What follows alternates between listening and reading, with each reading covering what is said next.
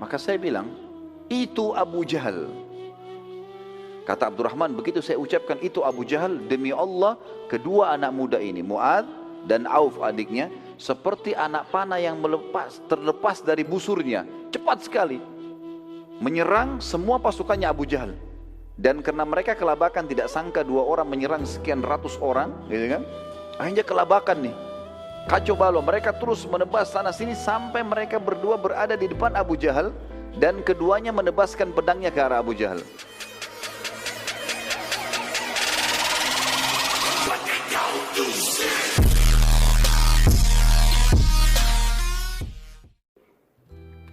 Termasuk kisah yang luar biasa terjadi selain kisah Zubair bin Awam, selain kisah tadi kata ada kisah yang lebih luar biasa kalau menurut saya.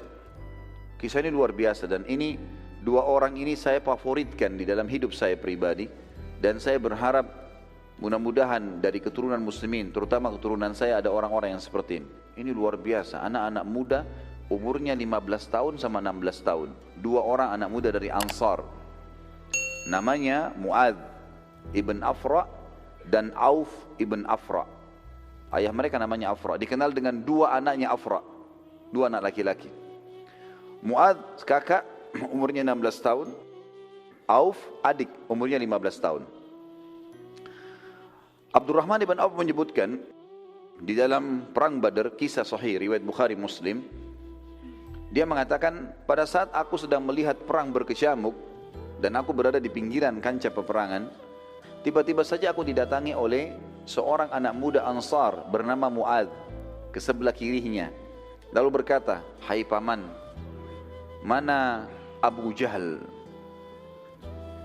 Kata Abdurrahman, "Kenapa kau tanya Abu Jahal?" Dia bilang, "Saya dengar dia orang yang paling menyakiti Nabi SAW waktu di Mekah." Kata Abdurrahman, "Iya benar. Apa yang kau mau lakukan?" "Saya mau bunuh paman." Jadi anak muda ini bukan nyari prajurit-prajurit biasa, mana kepalanya itu, kepala orang kafir nih, pimpinan perang itu memang kebetulan Abu Jahal panglima perangnya, pimpinannya. Kalau muslimin dipimpin oleh Nabi SAW, kalau Quraisy di perang Badar dipimpin oleh Abu Jahal. Maka kata Abdurrahman, nanti kalau saya lihat dia, saya akan tunjukkan, karena Mu'adz belum pernah lihat Abu Jahal. Kata Abdurrahman, baru saya selesai bilang itu, datang adiknya dia, Auf, di sebelah kanan saya. Seakan-akan mereka memang tidak saling tahu nih, mengucapkan kalimat yang mirip, "Wahai paman, mana Abu Jahal?" Kata Abdurrahman, "Kenapa kau tanya Abu Jahal? Ini perang lagi berkecamuk, kakaknya lagi sibuk menunggu melihat, dia tidak lihat adiknya. Ini tidak janjian ya." Kemudian Abdurrahman bilang, "Kenapa kau cari Abu Jahal?" Dia bilang, "Saya dengar Rasulullah SAW paling disakiti di Mekah oleh dia. Terus apa yang kau mau buat?" "Saya mau bunuh." "Baiklah, nanti kalau saya lihat saya akan tunjukkan kepadamu." Kata Abdurrahman, tidak lama kemudian tiba-tiba di pasukan musuh terlihat itu. Terlihat ada pasukan Quraisy datang, di tengah-tengah pasukan ada Abu Jahal. Abu Jahal dikatakan Abdurrahman, demi Allah semuanya dari kepalanya sampai kakinya besi, nggak kelihatan kecuali matanya.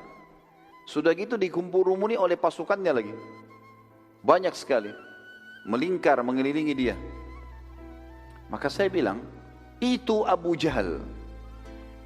Kata Abdurrahman, begitu saya ucapkan itu Abu Jahal, demi Allah, kedua anak muda ini, Mu'adz dan Auf adiknya, seperti anak panah yang terlepas dari busurnya, cepat sekali menyerang semua pasukannya Abu Jahal.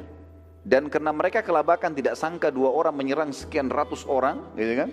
Akhirnya kelabakan nih, kacau balau. Mereka terus menebas sana sini sampai mereka berdua berada di depan Abu Jahal, dan keduanya menebaskan pedangnya ke arah Abu Jahal.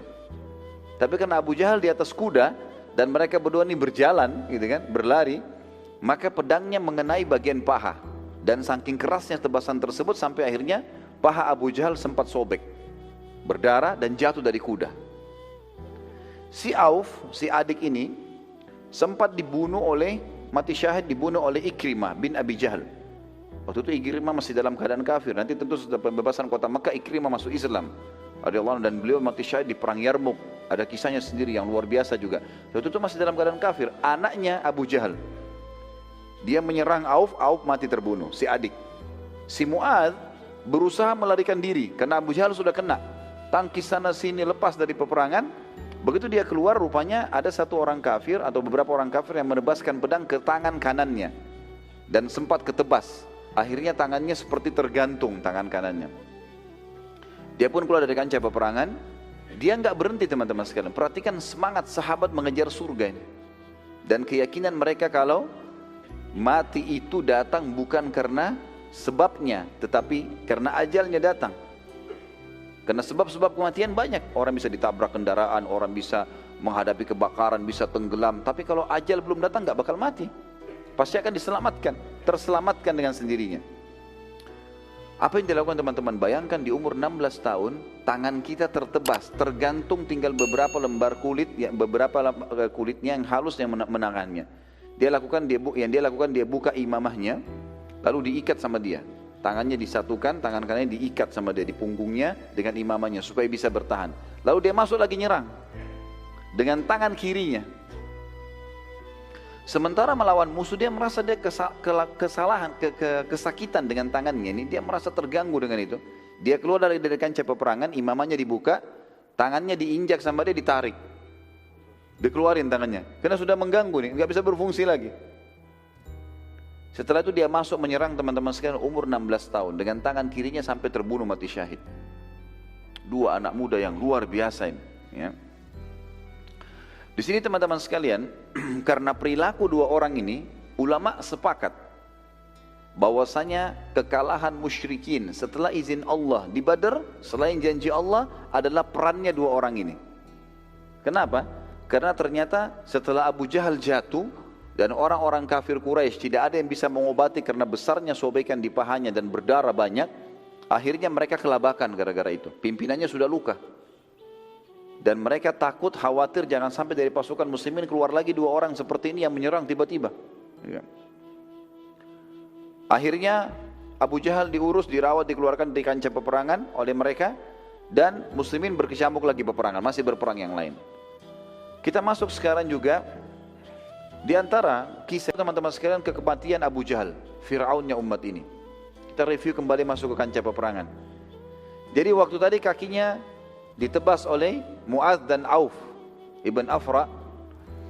Maka pada saat ditebas berdarah dia jatuh. Rupanya orang-orang meninggalkan dia. Sempat ada riwayat yang mengatakan dia dibawa ke pinggiran pasukan. Mereka mau berusaha obati nggak bisa karena darahnya ngucur terlalu banyak. Sementara pasukan kocar kacir. Maka yang berusaha juga mengurus dia melarikan diri. Maka Abu Jahal tinggal sendirian waktu itu. Berumuran darah semua, nggak bisa jalan lagi. Pada saat itu teman-teman sekalian, Nabi SAW memerintahkan cari Abu Jahal. Ada di kancah peperangan orang itu. Ya, kan? Maka para sahabat menyebar mencarinya. Abu Jahal dicari di korban-korban. Sahabat Nabi Abdullah bin Mas'ud tadi yang kita ceritakan postur tubuhnya sangat kecil. Dulu ini Abdullah bin Mas'ud termasuk orang yang dilemahkan di Mekah. Orangnya sangat kurus dan dia cuma tugasnya menjual jasanya untuk gembalakan kambingnya orang. Radhiyallahu anhu.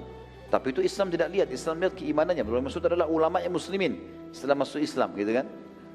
Abu Jahal salah satu orang yang suka menyewa jasanya Abdullah bin Mas'ud dulu di Mekah. Suruh gembala-gembalaan kambing, bayar, gitu kan. Maka Abdullah bin Mas'ud ikut mencari dan dia menemukan Abu Jahal dalam keadaan sudah setengah sadar. Udah darah semuanya, udah nggak bisa, lemas sekali. Saat Abdullah bin Mas'ud berdiri di dekat kepala Abu Jahal yang tidak jelas melihat Abdullah berkata, kemenangan di pihak siapa? Dia masih tanya Abdullah bin Mas'ud. Dia nggak tahu nih kalau orang Quraisy kalah gitu. Abdullah bilang, pada Allah dan Rasulnya wahai musuh Allah. Abu Jahal bilang, tidak masalah. Apa ada kemuliaan dari seseorang yang dibunuh oleh kaumnya sendiri dan bukan musuh selain kaumnya? Artinya, walaupun kami kalah, saya juga mati, tetap saya mulia karena saya dibunuh oleh kaum saya sendiri, bukan orang lain. Pernyataan ini sebenarnya orang-orang Arab tahunya adalah bentuk kesombongan. Kalimat ini bentuk kesombongan dalam bahasa Arab. Bisa dibayangkan saat dia mau mati pun dia masih bisa sombong orang ini. Ya. Abdullah bin Mas'ud lalu menaiki dadanya Abu Jahal. Karena Abu Jahal orangnya besar, Abu Mas'ud kecil, naik di dadanya, duduk, gitu kan. Dan tujuannya ingin memenggal kepalanya Abu Jahal. Ini mau ditembas nih, bawa ke Nabi, ya Rasulullah ini orangnya, gitu. Ternyata Abu Jahal mengenali wajah Abdullah bin Mas'ud. Sudah dekat kelihatan. Ini penggembala kambing saya di Mekah ini. Maka dia berkata pada Abdullah, bukankah kamu dahulu yang mengembalakan kambing-kambing kami? Abdullah menjawab, iya benar. Abu Jahal bilang, sungguh kamu sudah melakukan perbuatan yang sangat tidak pantas dengan orang yang tidak sederajat denganmu, wahai penggembala kambing. Jadi sebenarnya ulama bilang, perkataan ini mirip begini, sungguh engkau telah menaiki gunung, perkataan Abu Jahal begini, dia bilang, sungguh kamu sedang berada di atas gunung yang kekar, wahai penggembala kambing. Perkataannya maknanya begini, sungguh kau sudah melampaui perbuatanmu, naik di dadaku, sementara aku di atasan, seperti itulah. Ya. Maka Abdullah pun tidak sabar lagi, langsung memenggal kepala Abu Jahal dan menarik dari rambutnya dan membawa kepalanya kepada Nabi SAW. Rasulullah SAW sempat waktu itu bertanya-tanya, ya, siapa ini? Karena penuh dengan darah, rambutnya ditarik sama Abdullah bin Mas'ud. Kata Abdullah bin Mas'ud, musuh Allah wahai utusan Allah, ini Abu Jahal, gitu kan. Nabi SAW berkata, demi nama Allah yang tidak ada Tuhan yang berhak disembah kecuali Dia, apakah ini benar? Dia Abu Jahal mati sudah? Kata Abdullah, demi Allah yang tidak ada Tuhan yang berhak disembah kecuali Ia, ini adalah Abu Jahal. Saya sendiri yang menebas lehernya ya Rasulullah. Maka Nabi SAW segera sujud syukur gara-gara itu. Ya. Kemudian beliau SAW bersabda saat bangun dari sujudnya, sungguh orang ini Fir'aunnya umat ini. Sungguh orang ini adalah Fir'aunnya umat ini. Makanya dapat julukan Fir'aun.